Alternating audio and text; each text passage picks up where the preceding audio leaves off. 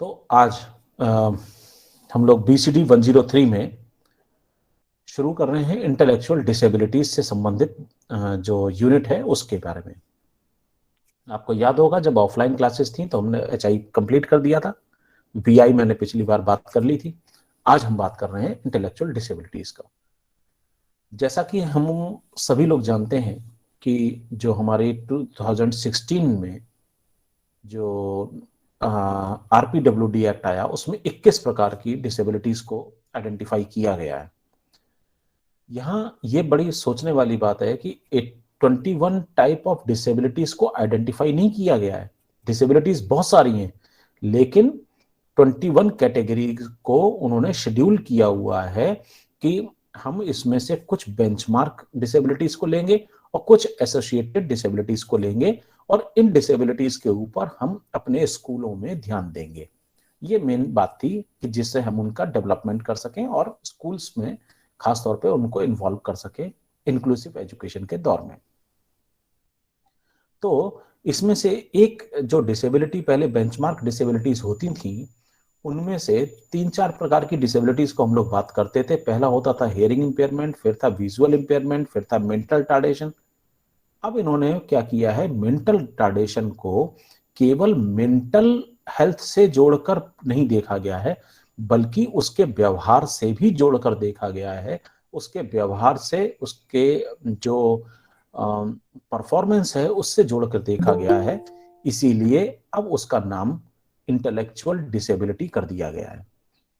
तो intellectual disability का मतलब यह है कि फेल्योर ऑफ कॉग्निटिव प्रोग्रेशन जो कि डेवलपमेंटल पीरियड में होती हैं। कॉग्निटिव प्रोग्रेशन का मतलब ये हुआ कि जो आपकी मानसिक विकासात्मक गतिविधियां हैं, उनका गतिविधियों का विकास नहीं हो रहा है, वो एक जगह पर रुक गई हैं। कॉग्निटिव को हम कहेंगे शायद सामवेगिक, हिंदी में सामवेगिक। तो सामवेगिक गतिविधियां जो होती हैं वो हमारी धीरे धीरे धीरे बढ़ती रहती हैं, उनका प्रोग्रेशन होता रहता है, प्रोग्रेसिव होती हैं। लेकिन अगर किसी व्यक्ति में ये चीजें विकास के दौर में रुक जाएं तो हम इन्हें कहेंगे इंटेलेक्चुअल डिसेबिलिटीज। इंटेलेक्चुअल डिसेबिलिटीज का मतलब ये होता है फेल्योर इन कॉग्निटिव प्रोग्रेशन कब होना चाहिए, ड्यूरिंग डेवलपमेंटल इंपैक्ट। अब उसमें चाहे एडेप्टिव रीजनिंग की बात आ जाए या उसमें deficits of functioning and disabilities जो भी आ जाए, फंक्शनिंग की हो जाए।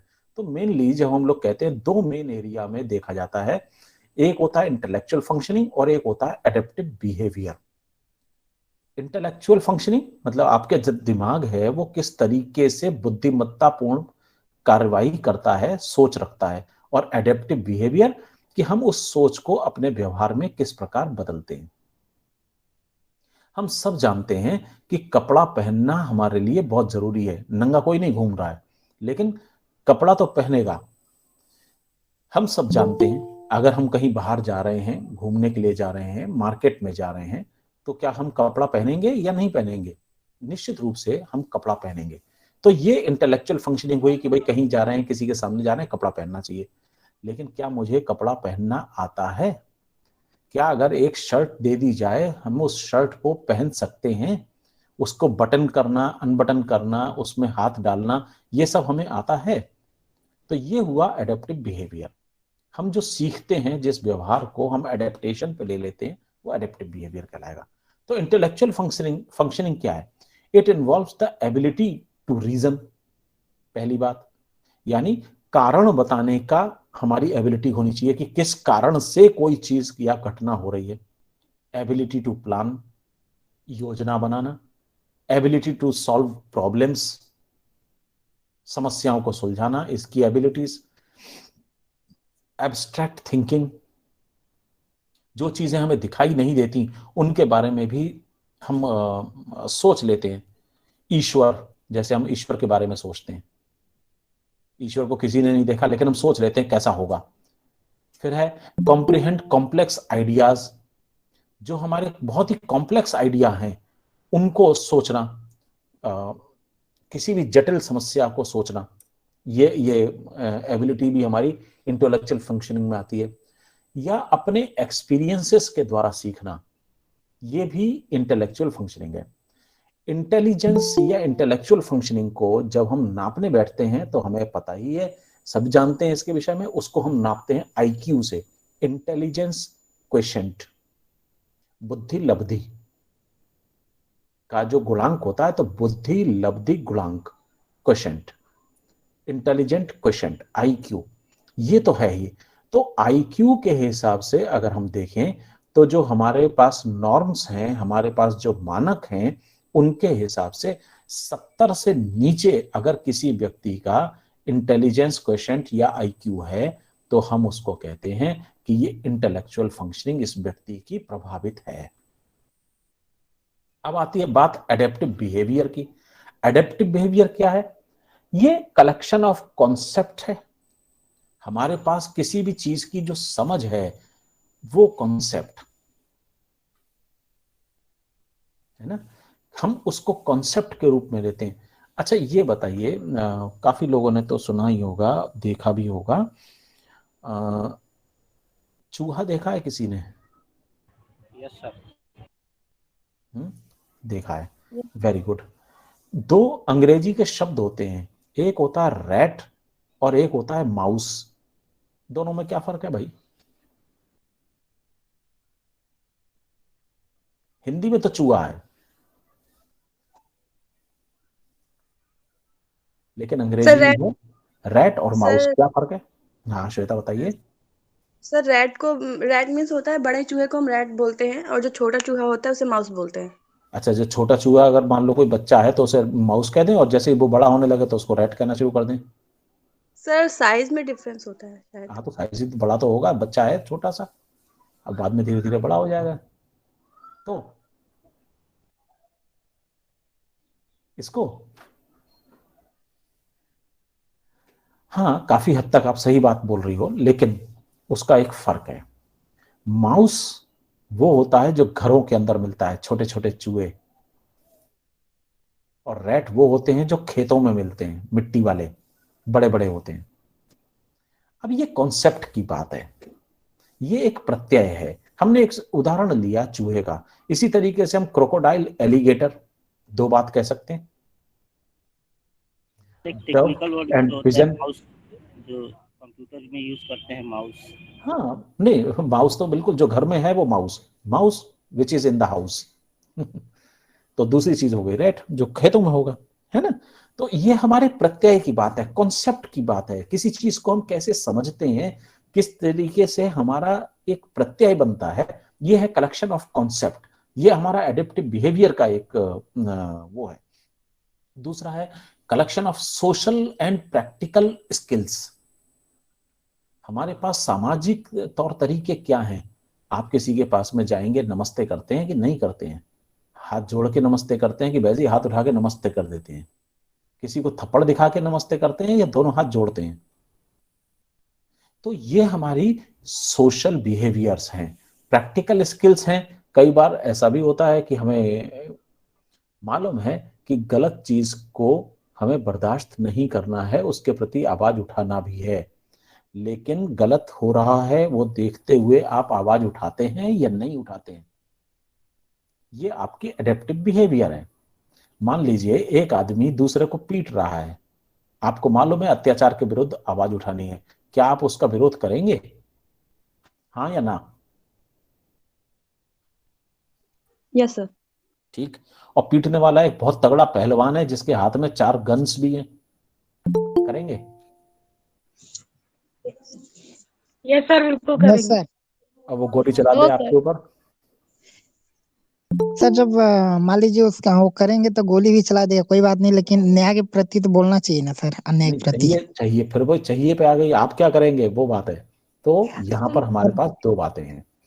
पहली चीज ये है कि हम जानते हैं कि अन्याय के खिलाफ बोला जाना चाहिए, और हम तब बोलते हैं जब हम ये देख लेते हैं कि जो सामने वाला घटना हो रही है, हम उसमें देख रहे हैं कोई अन्याय हो रहा है और हम उससे निपट लेंगे, अपनी क्षमताओं को हम जानते हैं, तब तो हम बोलेंगे।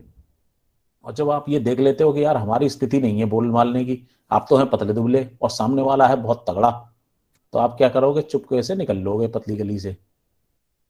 ये जो चीज है ये भी एक एडेप्टिव बिहेवियर है। ये यानी परिस्थितियों के हिसाब से आप अपने आप की एबिलिटीज का कैसे प्रदर्शन करते हैं, ये अलग बात है। तो जहां बात आती है हमारे पास इंटेलेक्चुअल फंक्शनिंग की और एडेप्टिव बिहेवियर की, तो ये दो मुख्य प्रकार की चीजें हैं। एडेप्टिव बिहेवियर में बहुत सारी चीजें आती हैं, जैसे भाषाओं का इस्तेमाल करना, रीडिंग राइटिंग का concept, money concept, self direction और direction to the others, interpersonal skills जैसे रिस्पॉन्सिबिलिटी, सेल्फ एस्टीम, रूल्स को फॉलो करना वगैरह वगैरह। खाना कैसे खाना है, डेली लिविंग एक्टिविटीज भी आती हैं। खाना कैसे खाना है, ड्रेस कैसे करना है, चलना कैसे है, टॉयलेट ट्रेनिंग क्या है, वगैरह बहुत सारी चीजें आती हैं। और भी कई सारी स्किल्स हैं, कैसे आपको मोबाइल का इस्तेमाल करना है, टेलीफोन का इस्तेमाल करना है, पैसे का इस्तेमाल कैसे करना है, ट्रांसपोर्टेशन का इस्तेमाल करना है, घरेलू की चीजें भी इसमें बहुत सारी आ जाती हैं, ऑक्यूपेशनल स्किल्स आ जाती हैं, सेफ एनवायरनमेंट को बनाना आ जाता है, बहुत सारी चीजें। आप इसको पढ़ सकते हो, जो आपके गाइड्स वगैरह हैं उसमें जो एडेप्टिव बिहेवियर वगैरह दिया हुआ, उसमें आप बहुत सारी चीजों को पढ़ सकते हैं। तो कहने का मतलब ये हुआ कि आपके पास दो तरीके की चीजें सामने दी होंगी। पहली बात है कि इंटेलेक्चुअल डिसेबिलिटीज और इंटेलेक्चुअल फंक्शनिंग, और दूसरी बात है कि हमारा एडेप्टिव बिहेवियर। अगर ये दोनों प्रभावित हैं तो हम कहेंगे व्यक्ति इंटेलेक्चुअल डिसेबल्ड है। American association on intellectual and developmental disabilities, AAIDD, इसने 2010 में एक परिभाषा दी। मैं जो कहते हूँ सिर्फ उसको पढ़ दे रहा हूं, आपको बाद में समझाता हूं कि क्या है। वो कहता है कि intellectual disability is a disability characterized by significant limitations in both intellectual functioning and adaptive behavior, which covers many everyday social and practical skills। मतलब इंटेलेक्चुअल डिसेबिलिटी वो डिसेबिलिटी है जिसके दो मुख्य अवयव हैं, पहला इंटेलेक्चुअल फंक्शनिंग और दूसरा एडेप्टिव बिहेवियर। अगर इन दोनों में किसी भी प्रकार का लिमिटेशंस या बाधा आती है, अंजलि मैं दोबारा बोलूं? जी सर, एक बार बोल दीजिए। इंटेलेक्चुअल डिसेबिलिटी वो डिसेबिलिटी है जिसमें इंटेलेक्चुअल फंक्शनिंग यानी बुद्धि के रूप से जो फंक्शनिंग है वो, और एडेप्टिव बिहेवियर, इन दोनों में साफ दिखाई दे कि हां साहब बाधा है। अगर ये दोनों प्रकार के अवयवों में बाधा दिखाई देती है और जिसके कारण हमारा सामाजिक और प्रैक्टिकल स्किल्स प्रभावित होते हों, तो निश्चित रूप से ऐसे व्यक्ति को हम इंटेलेक्चुअल कहेंगे। और ये आमतौर पर ये 18 साल की उम्र से पहले पहले डेवलप हो जाती है, यानी ये विकासात्मक दौर में पैदा होती है, बच्चे के जन्म से विकसित होनी शुरू होती है ये बाधाएं, और 18 साल तक आते आते लगभग वो बाधाएं पूरी तरीके से आपके सामने दिखाई देने लगती हैं। ऐसा नहीं कह सकते कि 18 साल के बाद अचानक कोई आदमी कोई काम करने में बाधा उत्पन्न करने लगे तो आप कह दो साहब ये तो इंटेलेक्चुअल डिसेबल्ड है, वो नहीं होगा। ठीक है, इसको नापने के लिए कि क्या होती है इंटेलेक्चुअल डिसेबिलिटीज, कैसे आप पहचाने, इसके लिए आपके पास में एक डायग्नोस्टिक एंड स्टैटिस्टिकल मैनुअल होता है जिसे आप कहते हैं DSM। इंटेलेक्चुअल डिसेबिलिटीज वाले जितने बच्चे हैं उन लोगों ने इस नाम को जरूर सुना होगा, diagnostic and statistical manual of mental disorders, DSM। DSM के कई सारे वर्जन आ चुके हैं, DSM 1, 2, 3, 4, 5। आज हम लोग जो बात करते हैं लेटेस्ट है DSM 5। हालांकि DSM 5 बहुत ज्यादा इस्तेमाल नहीं हो रहा है, लेकिन DSM 4 तो बहुत आसानी से इस्तेमाल होता ही है और हमारे लिए एक रेफरेंस गाइड होती है। उसमें इंटेलेक्चुअल डिसेबिलिटी को कहा गया है कि intellectual disability is a disorder with onset during the developmental period that includes both intellectual and adaptive behavior functioning। मतलब इंटेलेक्चुअल डिसेबिलिटी वो डिसेबिलिटी है, वो डिसऑर्डर है जो बच्चे के विकासात्मक दौर में डेवलप होती है और इंटेलेक्चुअल फंक्शनिंग यानी बुद्धि की फंक्शनिंग और एडेप्टिव बिहेवियर में साफ तौर पर झलकती है। तो हम इस तरीके से उसको कहते हैं। अगर आप international classification of diseases ICD-10 को पढ़ेंगे, उसमें भी मेंटल रिटार्डेशन के बारे में बहुत कुछ कहा गया है। तो हम मेंटल रिटार्डेशन की बात फिलहाल नहीं कर रहे हैं, क्योंकि मेंटल रिटार्डेशन को बाद में बदल के कर दिया गया है इंटेलेक्चुअल डिसेबिलिटी। हाँ, इस विषय में आपको PWD एक्ट 1995 को जरूर ध्यान में रखना पड़ेगा। वहां पर वो कहते हैं कि मेंटल रिटार्डेशन क्या था, कि it is a condition of arrested और incomplete development of mind of a person which especially characterized by subnormality of intelligence। मतलब ये एक ऐसी कंडीशन है मेंटल रिटार्डेशन कि जहां मस्तिष्क का पूर्णतया विकास ना हुआ हो और किसी भी व्यक्ति में जिसमें मस्तिष्क का पूर्ण विकास नहीं हुआ हो और उसकी इंटेलिजेंस एवरेज से नीचे है, उसे हम कहेंगे मेंटल रिटार्डेड। अब बहुत सारे इसमें चीजें हैं कि हम कैसे कैसे चीजें देखेंगे, कैसे करेंगे, वो हम लोग बाद में बात करेंगे। तो इंटेलेक्चुअल डिसेबिलिटीज को 4 अलग अलग तरीके से क्लासिफाई किया जा सकता है।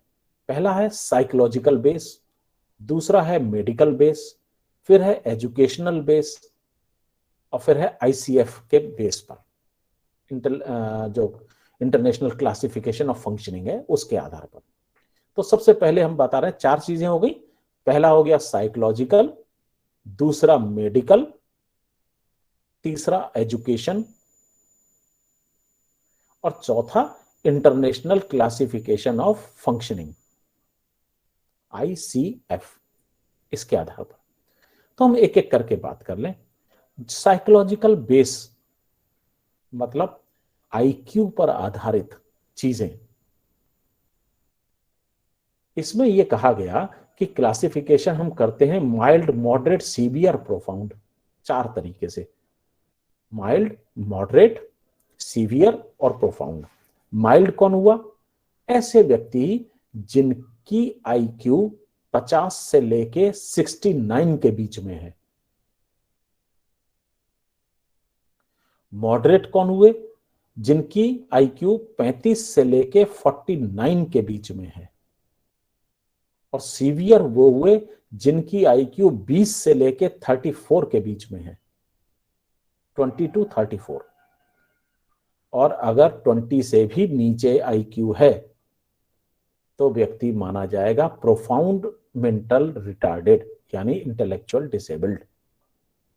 ये उल्टा चलता है। हम लोग HI में जो पढ़ते थे और VI में जो पढ़ते थे वो नीचे से ऊपर पढ़ते थे। सबसे कम वाले को माइल्ड कहेंगे और सबसे ज्यादा जो डिग्री होगी उसको हम कहेंगे प्रोफाउंड। यहां उल्टा चलता है, क्योंकि हम क्या बात कर रहे हैं, हम कहते हैं कि 70 से नीचे अगर है किसी का इंटेलेक्चुअल क्वोशेंट या इंटेलिजेंस क्वोशेंट, तब हम उसे मेंटल रिटार्डेशन में रखेंगे, यानी बौद्धिक क्षमता उसकी प्रभावित है। तो 70 से नीचे की तरफ को हम चल रहे हैं। इसीलिए आप देखेंगे जो 70 के आसपास है, 50 से 69 के बीच में, वो माइल्ड है।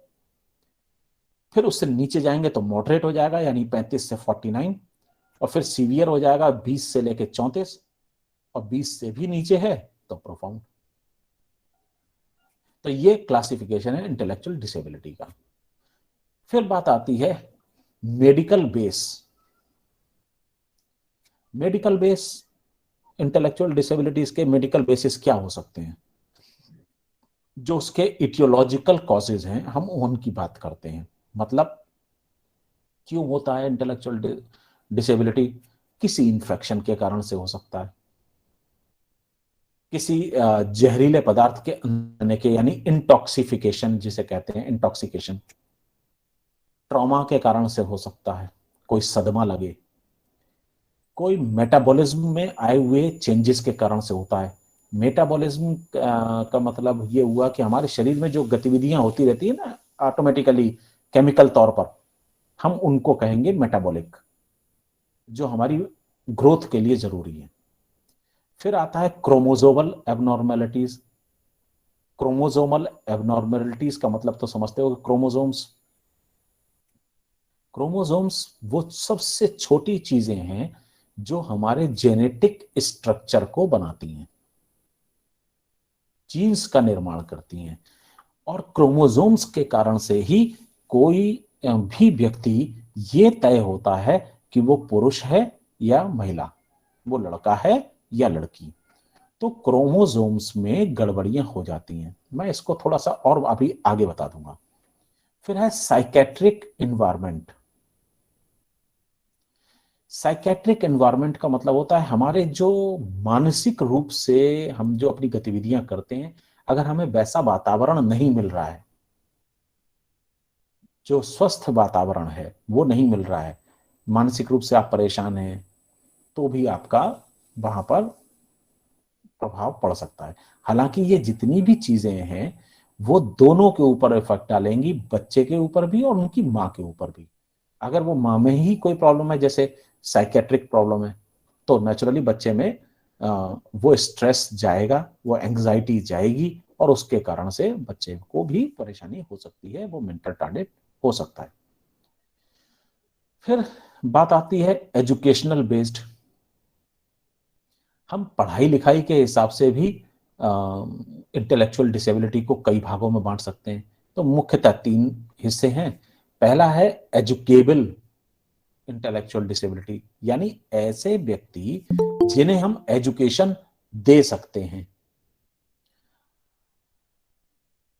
ऐसे ये 4 बजे अगर कोई व्यक्ति आके यहाँ पर ज्वाइन कर रहा है, मैं आगे से बिल्कुल क्लास नहीं लूंगा अगर किसी ने सही समय पर ज्वाइन नहीं किया तो। एजुकेशनल बेस परफॉर्मेंस के बेस पर देखा जाए तो पहला है एजुकेबल, मतलब ऐसे व्यक्ति जिन्हें हम एजुकेशन दे सकते हैं, पढ़ाई लिखाई करवा सकते हैं। तो ऐसे कौन से हो सकते हैं इंटेलेक्चुअल डिसेबिलिटी वाले? माइल्ड टाइप के, थोड़े बहुत मॉडरेट टाइप के, हम इन्हें पढ़ाई करवा सकते हैं। दूसरे आते हैं ट्रेनेबल इंटेलेक्चुअल डिसेबिलिटीज या डिसेबल्ड। ऐसे व्यक्तियों को आप पढ़ाई नहीं करवा सकते बल्कि ट्रेनिंग दे सकते हैं। ये मोस्टली मॉडरेट और सीवियर टाइप के जो बच्चे होंगे उन्हें आप ट्रेनिंग दे सकते हैं। आप कोई एक ही काम करने की उन्हें ट्रेनिंग दे दीजिए, जैसे कोई बॉक्स बना दिया है उस पर केवल टेप लगाने को दे दीजिए, वो टेप लगा देंगे। कोई स्लिप चिपकाने को दे दीजिए तो उतना काम कर लेंगे। तो ट्रेनिंग से इनका भला हो सकता है, लेकिन पढ़ाई से इनका भला नहीं हो सकता, क्योंकि पढ़ने के लिए आपकी एक दिमागी फंक्शनिंग, इंटेलेक्चुअल फंक्शनिंग थोड़ी सी हाई चाहिए। और तीसरी जो कैटेगरी है वो है कस्टोडियल। कस्टोडियल मतलब कस्टडी में रखने वाली बात। कस्टडी मतलब यहाँ जेल नहीं है, करके लेकिन रखा जाता है देख सर रेख कस्टडी में। है। सौरभ कुछ कह रहे थे?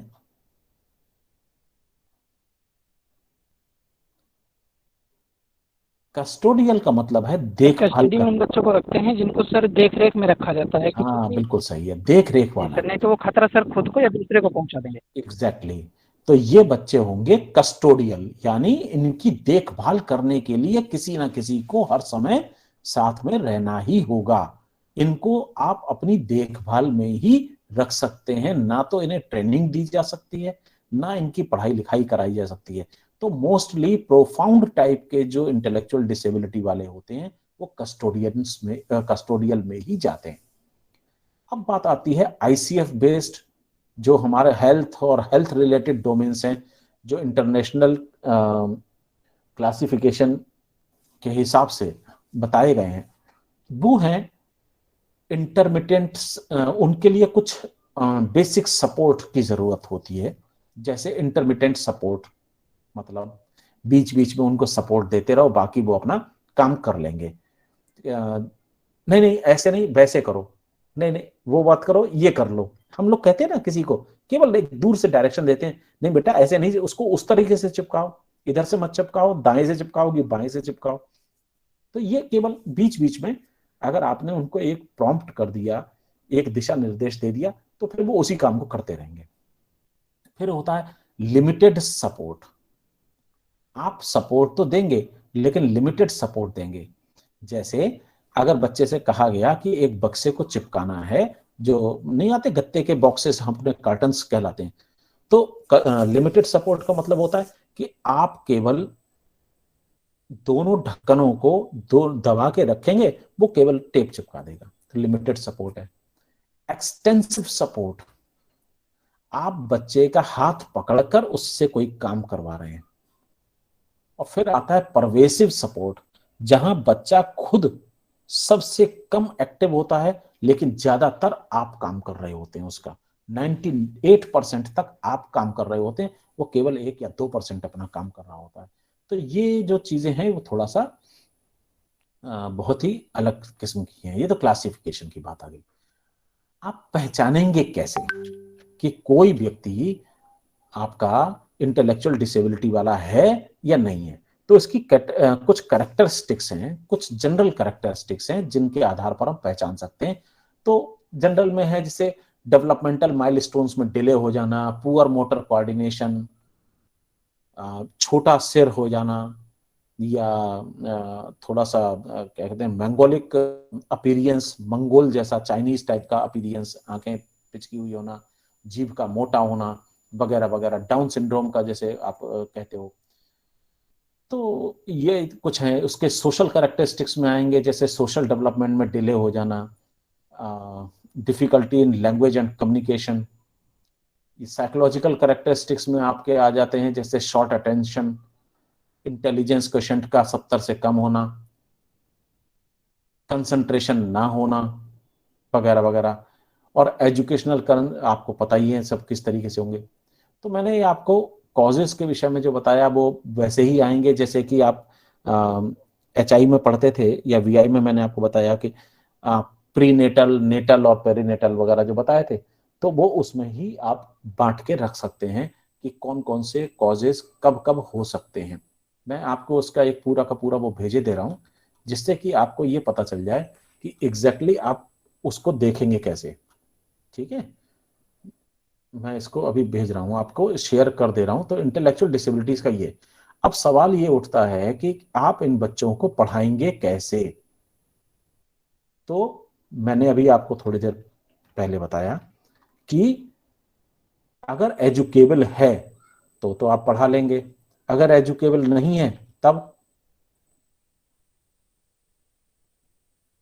थोड़ा सा ट्रेनेबल होगा, ट्रेनेबल नहीं होगा तो कस्टोडियन होगा। आप कहीं ना कहीं उनको उसी तरीके से देखते हैं और उसी तरीके से समझाते हैं। क्लास में आपको जो ये करना पड़ेगा, आपकी जो बंदोबस्त करने पड़ेंगे, वो आपको उसी के आधार पर करने पड़ेंगे। समझ गए कि जहां पर बच्चे एजुकेबल है या नहीं है, उनके हिसाब से आपको करना पड़ेगा। तो मैं कुछ चीजें आपको पास में भेज रहा हूं अभी, तो एक बार उसको पढ़ लेंगे।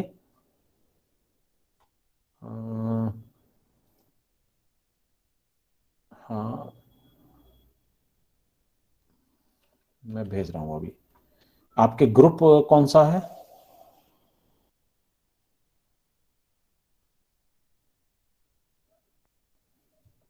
कॉमन ग्रुप है। है?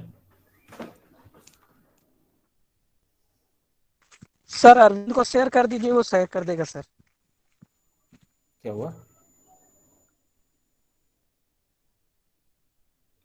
ठीक है, मैं उसको कोशिश कर रहा हूं। ठीक है, कि अभी आपको भेज दे रहा हूं मैं।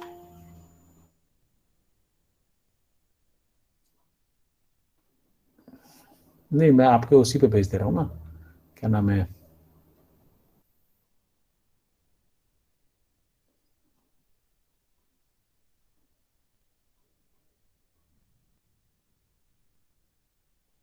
ग्रुप पे।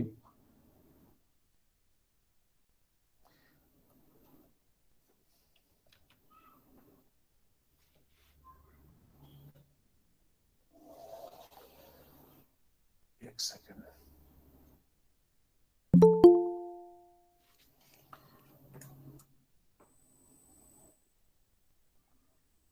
ये आपका कौन सा ग्रुप था? बीएड वाला ना? बीएड एसी वाला।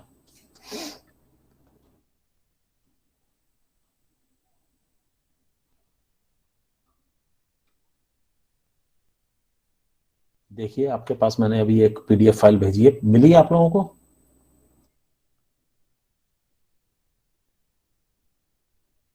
जी सर, आ गई। Yes sir. इसको थोड़ा सा पढ़िए। तो इंटेलेक्चुअल डिसेबिलिटी यहाँ पर आपको ये हिंदी में है कि नहीं सर? ये हिंदी में नहीं है, लेकिन अंग्रेजी ऐसी है कि समझ में आ जाएगी, चिंता मत करो। Yes sir. बहुत आसान से उसमें हमने कर रखा है, ठीक है। तो ये चीज आपकी क्लियर हुई। थोड़ा सा इसके आगे की चीजें आप लोग भी पढ़िए, देखिए कुछ किताबों में दिया हुआ हो कि किस तरीके से उनके एजुकेशनल कैरेक्टरिस्टिक्स को आप देखेंगे और एजुकेशन में किस तरीके से सहयोग करेंगे। बल्कि इसका बेहतर तरीका ये है कि इंटेलेक्चुअल डिसेबिलिटी के ग्रुप वाले जितने बच्चे हैं बीएड आईडी के, उनसे समझना शुरू कीजिए, आपस में डिस्कशन करिए। जिस तरीके से ये क्लास होती है उसी तरीके से पूरा ग्रुप एक दिन बैठो संडे के संडे और आपस में डिस्कस करो। तो एचआई के विषय में एचआई वाले बता सकते हैं, वीआई के विषय में वीआई वाले बच्चे बता सकते हैं, आईडी के विषय में ये लोग बता सकते हैं। सबको सब तरीके की जानकारियां मिल जाएंगी। समझ में आ रही है बात? Yes sir. नहीं भी करेंगे तो मेरा कुछ नहीं बिगाड़ेंगे, लेकिन अपना नुकसान कर लेंगे। सर आ रही है बात समझ। ठीक, गुड। तो फिर आज का यहीं पे समाप्त करते हैं, ठीक है? Hello sir. Sir excuse me. हाँ बोलो सर सर प्लीज एक रिक्वेस्ट है सर, आप थोड़ा थोड़ा रिकॉर्डिंग सर भेज दें हम लोगों को तो बहुत अच्छा रहेगा सर, क्योंकि सर हम लोग के पेपर रिकॉर्डिंग आप लोगों को खुद करना पड़ेगा। रिकॉर्डिंग आप लोगों को खुद करना पड़ेगा। मेरे पास भी है जो, लेकिन मैं तो अपने YouTube पे जैसे भी डाल दूंगा वो अलग बात है, लेकिन रिकॉर्डिंग आप कितना समझ पाओगे?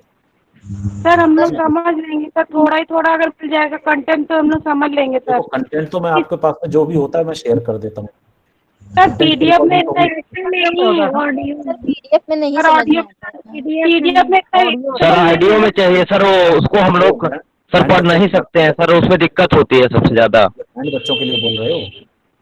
यस सर, यस हाँ, उसके लिए मिल जाएगा सर, ऑडियो में चाहिए हम लोग। हाँ, वो है जी सर। सर मैं आपको YouTube चैनल पे चले जाओ, देख लेना। नाम बता दीजिए। सर हम लोग घर में रिकॉर्ड नहीं कर पाते। हाँ बेटा। जी सर, हम लोग घर में रिकॉर्डिंग नहीं कर पाते हैं सर आपकी। अच्छा जी सर। चलो, मैं अभी YouTube का आपको अभी के अभी मैं भेज दे रहा हूँ, इसी उस पे अपना लिंक भेज दे रहा हूँ, ठीक है? जी सर। जी एक लिंक भेज दे रहा हूँ YouTube का। सर उसमें सब कुछ मिल जाएगा, आपने जो भी पढ़ाया है सब कुछ मिल जाएगा।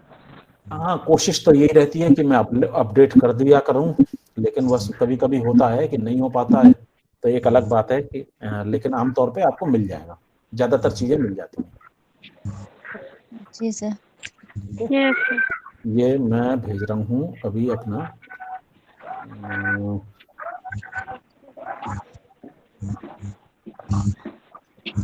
ये लो YouTube चैनल भेज दिया,